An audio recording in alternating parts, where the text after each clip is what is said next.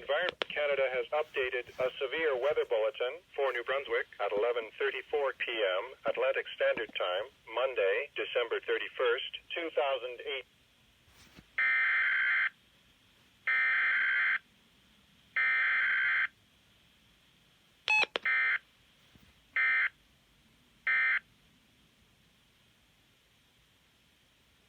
Environment Canada has updated a severe weather bulletin for New Brunswick at 11:34 p.m. Atlantic Standard Time, Monday, December 31st, 2018. A snowfall warning is issued for St. John and County. A snowfall warning is issued for Sussex, Kennebecasis Valley, and Kings County. A snowfall warning is issued for Grand Lake and Queens County.